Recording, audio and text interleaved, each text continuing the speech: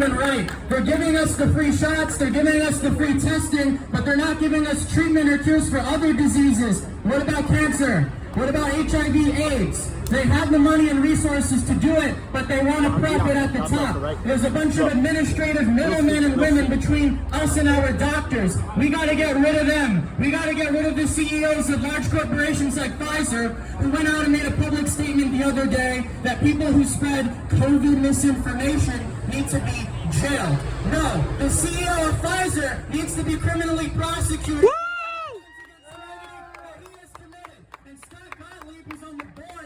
Directors of Pfizer used to be the head of the FDA because there's a big revolving door between our federal government and these large corporations. The private sector and the public sector are now two sides of the same coin, and it's all for greed. It's not about our health. If it was about our health, they'd give us Medicare for all. They'd give us single payer. They'd give us zero copays and zero deductibles. But instead they want to charge us till we die. They're not interested in investing in cures. They want a sick care system so they can treat us forever.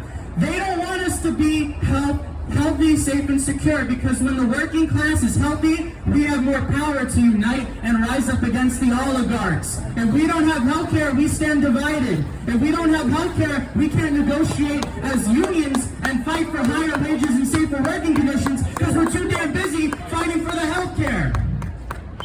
90 million Americans are either uninsured or underinsured. They are complicit in this. They are responsible for the deaths of many. Yes, thank you for giving us whatever medicine that you have given us over the years, but it's your job to do that. We shouldn't be praising you to make us medicine. It should be guaranteed free at the point of service, which you're not doing because of evil and because of greed and because of contempt and hatred for the working class. They want us divided so that we're angry at each other. That's why they buy out the media. If you look onto CNN or public broadcasting, it all says, brought to you by Pfizer, sponsored by Pfizer. Why is that? Because they who control the source of information control all the power. And they're the ones who are deluding us. They are the ones who are spreading the misinformation so that we get angry at each other, so that it's a war between pro-vax and anti-vax. That's not what it's about. That's a distraction. The war is between us versus a handful of wealthy elite at the top of our society. A handful of oligarchs.